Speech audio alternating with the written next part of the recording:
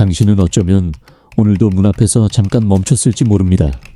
신발을 신다가 아니면 코트를 짚다가 아주 잠깐 그냥 안 나가면 안 될까 하는 생각이 스친 그 순간. 그리고 곧바로 스스로를 나무랐겠지요. 이러면 안 되지. 사람이 이렇게 사람을 피하면 쓰나. 어딘가 이상한 거 아닌가. 그런데 있잖아요. 오늘 제가 드리고 싶은 말은 딱 이 하나입니다. 그 멈춤이 이상한 게 아니라는 것. 오히려 당신 안에 어떤 아주 깊고 현명한 것이 당신에게 속삭이고 있었다는 것. 칼 융은 평생 인간의 내면을 들여다본 심리학자입니다. 그는 오랜 연구 끝에 한 가지 사실을 발견했습니다. 집에 있고 싶다는 마음은 게으름이 아니라는 것. 도피가 아니라는 것. 그것은 영혼이 스스로를 지키기 위해 보내는 신호라는 것. 이 영상에서는 집에 머무르기를 선호하는 사람들에 대해 융이 이야기한 6가지 진실을 함께 들여다보려 합니다. 단순한 심리학 지식이 아닙니다. 오랫동안 자신을 이상하다고 생각해온 당신을 위한 이야기입니다. 어릴 때부터 그런 편이었나요? 파티보다는 방 안이 좋고, 북적이는 곳보다는 조용한 오후가 좋고, 누군가를 만나고 돌아오면 왜인지 모르게 몹시 피곤해지는 그런 사람. 세상은 오랫동안 그런 사람들에게 불편한 말을 건네왔습니다. 왜 이렇게? 사람을 안 만나? 친구가 없어? 우울한 거 아니야? 그 말들이 쌓이다 보면 어느 순간 자신에 대한 이야기를 더 이상 자신의 언어로 하지 못하게 됩니다. 그냥 세상이 하는 말을 그대로 믿어버리게 됩니다. 나는 문제가 있는 사람이라고. 하지만 융은 달랐습니다. 그는 인간의 에너지 방향에 대해 이야기했습니다. 어떤 사람들은 바깥을 향해 에너지를 흘려보낼 때 살아나고, 어떤 사람들은 안을 향해 에너지를 모을 때 살아난다고. 이것은 성격의 우열이 아닙니다. 방향의 차이입니다. 마치 강물이 어떤 곳에서는 넓게 퍼지고 어떤 곳에서는 깊이 흐르듯이 집에 머무르기를 좋아하는 사람들은 깊이 흐르는 사람들입니다. 넓게 퍼지지 않아도 됩니다. 그 깊이 자체가 이미 충분한 삶입니다. 첫 번째 진실은 이것입니다. 집에 있고 싶은 사람은 내면에서 에너지를 얻는 사람이라는 것. 사람이 지쳐 있을 때를 생각해 보세요. 누군가는 친구를 만나야 충전이 됩니다. 이야기하고 웃고 시끌벅적한 자리에 있어야 힘이 납니다. 그런데 어떤 사람에게는 그게 정반대입니다. 사람을 만나고 나면 오히려 더 지쳐있고 혼자 있어야 다시 숨을 쉴 수 있습니다. 이 차이는 의지의 문제가 아닙니다. 체력의 문제도 아닙니다. 타고난 에너지의 방향 차이입니다. 융은 이것을 내향성이라고 불렀습니다. 그리고 중요한 것은 내향성은 결함이 아니라는 사실입니다. 오히려 내향적인 사람들은 깊은 집중력, 예리한 관찰력, 그리고 풍부한 내면의 세계를 갖고 있는 경우가 많습니다.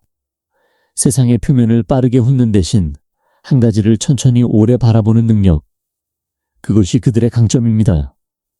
집에 있을 때 조용히 앉아 창밖을 바라보며 아무것도 하지 않는 것처럼 보이는 그 시간이 있잖아요. 주변에서 보면 멍하게 있는 것 같지만 당신의 내면에서는 그 시간 동안 무언가 중요한 일이 일어납니다. 생각들이 천천히 정리되고 감정들이 제자리를 찾고 뒤엉켜 있던 것들이 풀립니다. 이것은 게으름이 아닙니다. 내면에서 에너지를 충전하는 방식입니다. 그리고 그 충전 없이는 그 어떤 것도 제대로 할 수 없습니다. 어떤 분들은 스스로에게 이런 말을 합니다. 나이가 드니까 더 나가기 싫어지는 것 같아. 예전에는 그래도 나갔는데. 그런데 생각해 보세요. 어쩌면 예전에 억지로 나갔던 것이 사실은 세상의 기대에 맞추려던 것이었을지도 모릅니다. 그리고 지금 더 이상 그 기대에 맞추지 않아도 된다는 것을 당신의 몸이 먼저 알고 있는 것일 수도 있습니다. 더 이상 아닌 척하지 않아도 된다는 것을, 처음부터 당신은 이런 사람이었다는 것을. 한국 사회에서는 특히 이런 압박이 강하게 작용합니다. 명절이면 모여야 하고, 경조사면 나타나야 하고, 동창회, 계모임, 반상회. 어디서든 보이지 않으면 이상한 사람 취급을 받기 십상입니다. 그런 문화 속에서 집에 있고 싶다는 마음은 더 많은 죄책감과 함께 옵니다. 나만 이런 건지, 내가 너무 게으른 건지, 혹시 우울증인지, 이런 걱정들이 머릿속을 맴돕니다. 하지만 융이 이야기하듯 그것은 문제가 아닙니다. 당신의 에너지가 흐르는 방향이 안쪽을 향하고 있을 뿐입니다. 그 방향을 억지로 바꾸려 하면 오히려 더 지쳐갑니다. 자신의 에너지 방향을 인정하고 받아들이는 것, 그것이 첫 번째 진실이 우리에게 주는 선물입니다. 나는 안에서 힘을 얻는 사람이야. 그게 내 본래 모습이야. 이 인정 하나가 오랫동안 짓눌려 있던 무언가를 가볍게 해줄 수 있습니다. 두 번째 진실로 넘어가겠습니다. 집에 있고 싶은 사람은 자신의 경계를 지킬 줄 아는 사람이라는 것입니다. 경계라는 말이 요즘 많이 쓰이죠. 심리학에서 경계란 나와 타인 사이에 보이지 않는 선을 말합니다. 이 선이 분명한 사람은 자신을 잃지 않고 관계 안에서 살 수 있습니다. 이 선이 무너진 사람은 관계가 많을수록 오히려 더 피폐해집니다. 융은 현대사회가 인간의 경계를 끊임없이 침범한다고 말했습니다. 항상 연결되어 있어야 하고, 항상 응답해야 하고, 항상 어딘가에 나타나야 한다는 압력. 이 압력은 보이지 않는 형태로 우리를 조여옵니다. 친구가 전화하면 받아야 하고, 모임에 초대받으면 가야 하고, 명절에는 당연히 나가야 하고, 그런데 그 모든 것에 응하다 보면 어느 순간 자신이 어디 있는지 모르게 됩니다.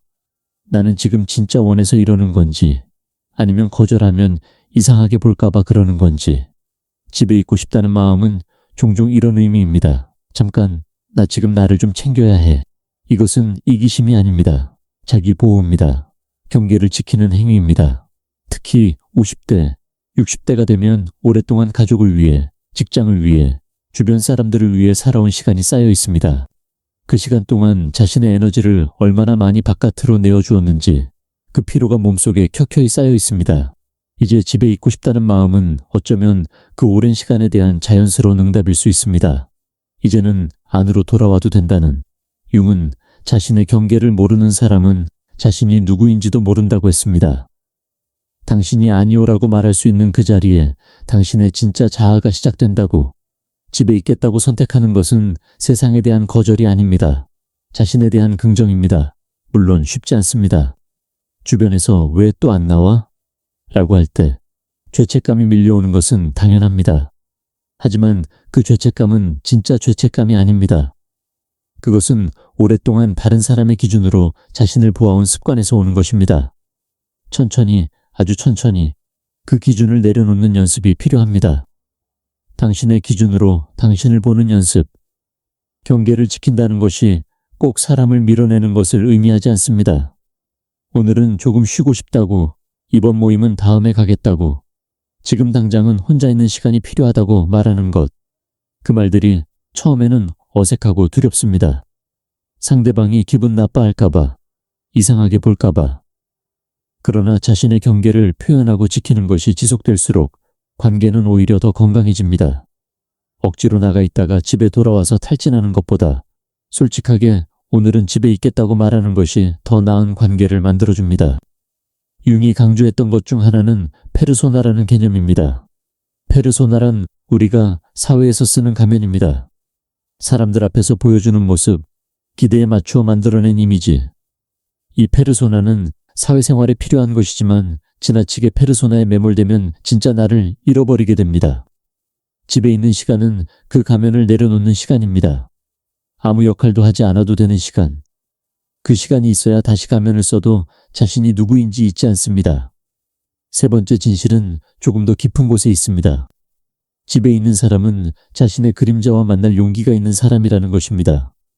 융의 심리학에서 그림자란 내가 보기 싫어서 외면해온 나 자신의 모습입니다. 화를 잘 낸다는 것, 질투한다는 것, 두렵다는 것, 외롭다는 것. 우리는 이런 모습들을 사회 안에서는 감추게 됩니다. 항상 괜찮은 척, 강한 척, 다 이해하는 척. 그 척들이 쌓이면 그림자는 점점 커집니다. 그리고 어느 날 예상치 못한 순간에 터집니다. 아무 이유도 없는 것 같은데 갑자기 서럽다든가, 별것 아닌 말에 왈칵 눈물이 난다든가, 이유를 모르게 화가 난다든가. 집에 있는 시간은 그 그림자와 마주하는 시간입니다. 아무도 보지 않는 공간에서, 아무 역할도 하지 않아도 되는 시간에 비로소 자신의 진짜 감정이 올라옵니다. 그것이 무섭기도 하고 불편하기도 하지만 융은 그 불편함이 실은 치유의 시작이라고 했습니다.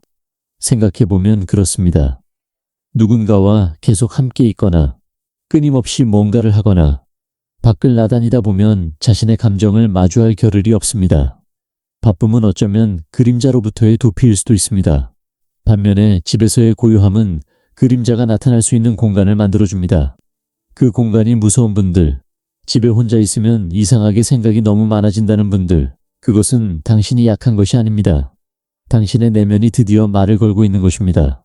물론 그 말들이 늘 기분 좋은 것은 아닙니다. 오래 묻어두었던 후회, 말 못한 슬픔, 아직 풀리지 않은 관계들, 이런 것들이 조용한 오후에 문득 찾아오면 당황스럽습니다. 그리고 다시 뭔가를 하려고 몸을 일으키고 싶어집니다. 하지만 융은 그 순간이 바로 가장 중요한 순간이라고 했습니다.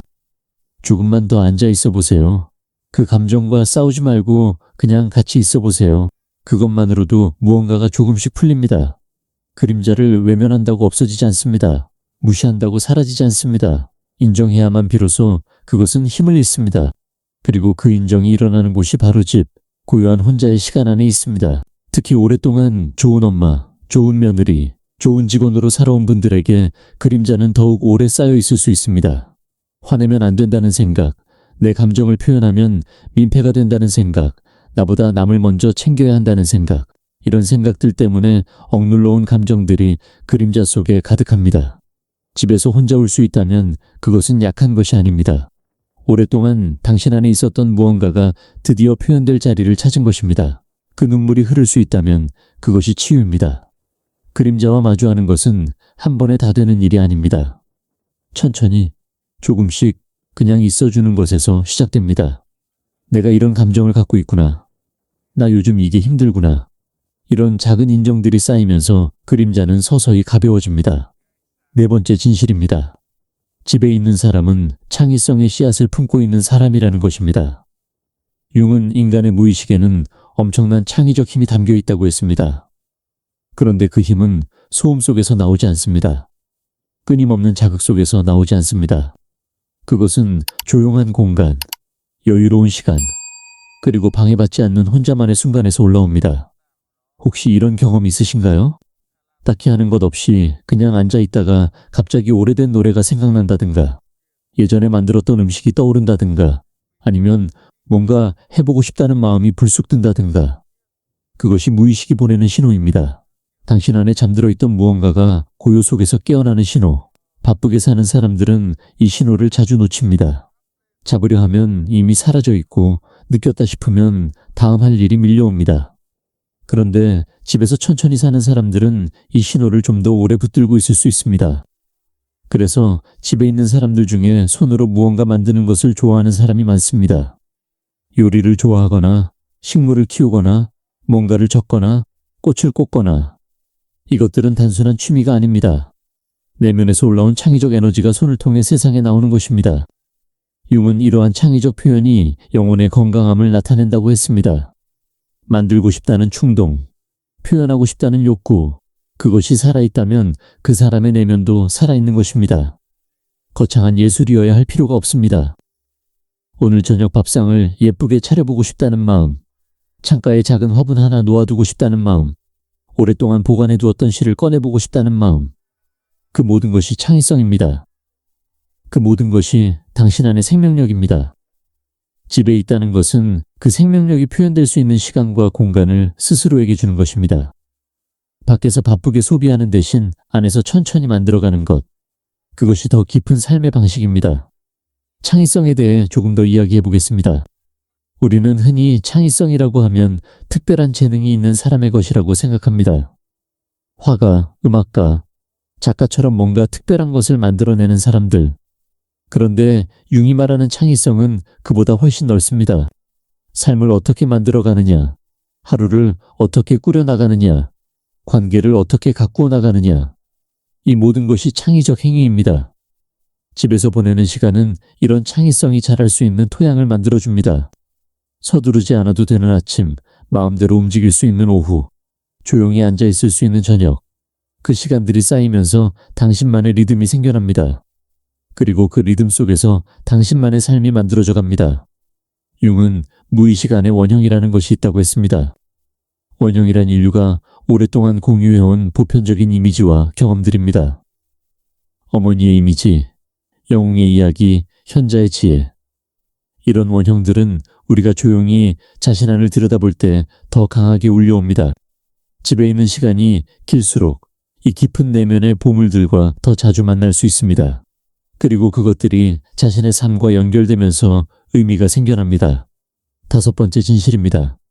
집에 있는 사람은 자기 자신과 진실하게 대화하는 사람이라는 것입니다. 우리는 하루에 얼마나 많은 말을 할까요? 그리고 그 중에서 진짜 자신의 말은 얼마나 될까요? 누군가와 이야기할 때는 늘 어느 정도의 역할이 있습니다. 엄마로서의 말, 직원으로서의 말, 직원으로서의 말, 며느리로서의 말. 그 역할들 사이에서 진짜 내 목소리는 점점 작아집니다.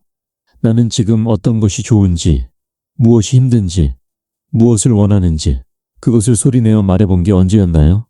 집에 있는 시간은 역할에서 벗어나는 시간입니다. 누구의 엄마도 아니고, 누구의 아내도 아니고, 누구의 직원도 아닌 그냥 나인 시간. 그 시간에 비로소 진짜 나와의 대화가 시작됩니다. 융은 이것을 자기 자신과의 소통이라고 불렀습니다. 그는 이 소통이 얼마나 깊은가에 따라 그 사람의 삶의 질이 달라진다고 했습니다. 자신을 잘 아는 사람은 관계에서도 더 분명합니다. 내가 무엇을 원하는지 알기 때문에 휘둘리지 않습니다. 내가 무엇이 싫은지 알기 때문에 억지로 하지 않습니다. 혼자 앉아 차 한 잔을 마시면서 드는 생각들, 그냥 무심하게 흘려보내지 마세요. 그 생각들이 사실은 지금 당신이 무엇을 필요로 하는지, 무엇에 지쳐 있는지, 무엇을 그리워하는지를 말해주고 있습니다. 그것을 들을 줄 아는 것, 그것이 자기 자신과의 대화입니다. 어떤 분들은 이렇게 말씀하세요. 혼자 있으면 생각이 너무 많아져서 오히려 더 힘들어. 그 말이 이해됩니다. 오래 외면해온 것들이 한꺼번에 밀려오면 당황스럽습니다. 하지만 그 생각들은 당신을 괴롭히려는 게 아닙니다. 오랫동안 말을 못했기 때문에 이제 하려는 것입니다. 들어주세요. 판단하지 말고 고치려 하지 말고 그냥 들어주세요. 그것만으로도 많은 것이 달라집니다. 자신과의 대화를 위해 꼭 거창한 무언가를 해야 하는 것은 아닙니다. 일기를 쓰는 것, 혼자 앉아서 오늘 하루를 천천히 되돌아보는 것, 어떤 감정이 지나갔는지 잠깐 느껴보는 것, 이런 아주 작은 것들이 자신과의 소통을 만들어줍니다. 그리고 그 소통이 쌓이면서 자신이 누구인지, 무엇을 원하는지, 어떻게 살고 싶은지가 조금씩 더 선명해집니다. 융은 자기인식을 모든 심리적 성장의 출발점으로 보았습니다. 자신을 알지 못하면 아무것도 바꿀 수 없습니다.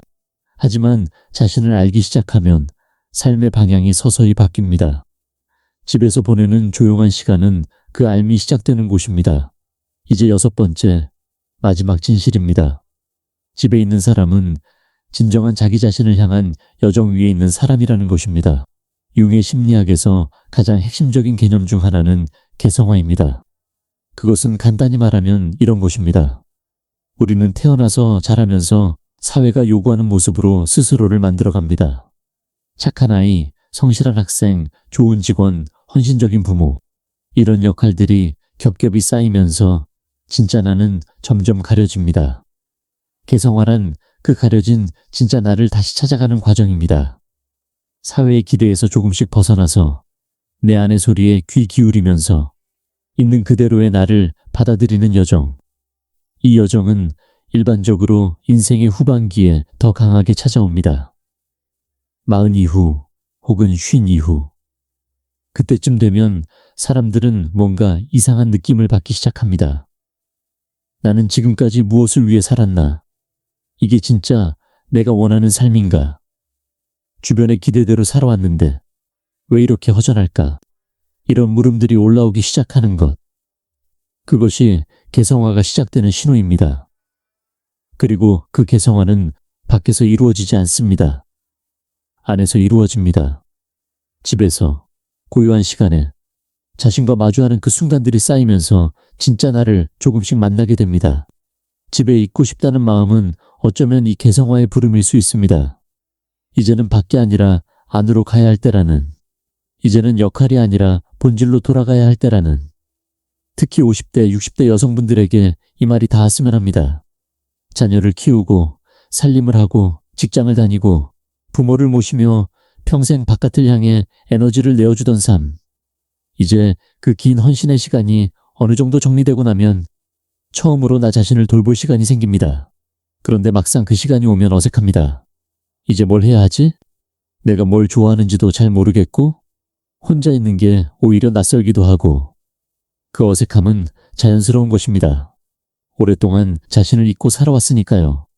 그러나 그 어색함을 피하려고 다시 밖으로 나가고 다시 누군가의 역할을 찾고 다시 바쁘게 만들 필요는 없습니다. 그 어색함과 함께 앉아있는 것, 그것이 바로 진짜 나를 만나는 첫걸음입니다. 융은 인생의 전반기가 세상을 향해 나아가는 시간이라면 후반기는 자기 자신을 향해 돌아오는 시간이라고 했습니다. 이 돌아옴이 퇴보가 아닙니다. 이것은 완성입니다. 겉으로 보이는 것들, 성취, 역할, 인정.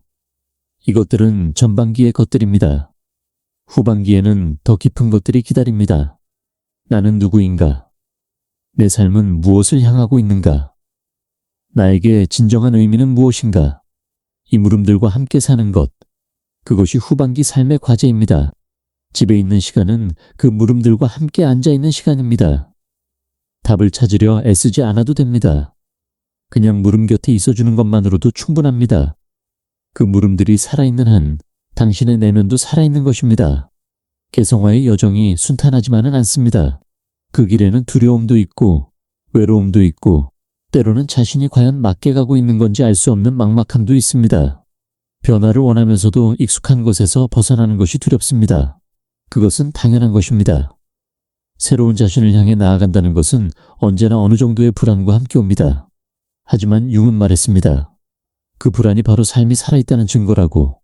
아무것도 두렵지 않다면 아무것도 변하지 않고 있다는 뜻이라고. 집에 혼자 앉아 마음이 복잡해지는 그 순간이 어쩌면 당신이 성장하고 있는 순간일 수 있습니다.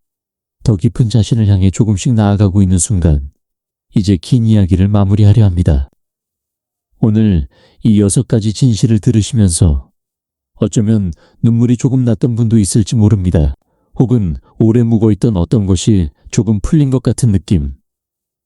혹은 그래, 나 원래 이런 사람이었지 라는 작은 인정. 그것으로 충분합니다. 집에 있고 싶다는 마음을 더 이상 부끄러워하지 않으셨으면 합니다. 그것은 도망이 아닙니다. 그것은 선택입니다. 자신의 에너지가 어디서 채워지는지 아는 사람의 선택. 자신의 경계를 소중히 여기는 사람의 선택. 자신의 그림자와 만나는 용기. 내면의 창의성을 믿는 마음. 자기 자신과 진실하게 대화하는 능력. 그리고 진짜 나를 향해 걸어가는 여정. 이 6가지가 모두 집을 좋아하는 사람들 안에 있습니다. 마지막으로 이것만 기억해 주세요. 진정한 자기 자신을 아는 여정은 밖에서 시작되지 않습니다. 안에서 시작됩니다. 조용한 집 안에서, 혼자인 오후에, 창밖의 빛을 바라보는 그 순간에 당신은 이미 그 여정 위에 있습니다. 당신만의 방식으로, 당신만의 속도로. 오늘 이 이야기가 조금이나마 위로가 되셨다면 좋아요 버튼을 눌러주시고 이런 이야기가 필요한 분께 나눠주세요. 저희 채널에서는 앞으로도 내면의 깊은 곳을 함께 들여다보는 이야기를 계속 이어가려 합니다. 구독과 알림 설정을 해두시면 새 영상이 올라올 때마다 만나볼 수 있습니다. 다음에 또 뵙겠습니다. 오늘도 잘 쉬세요.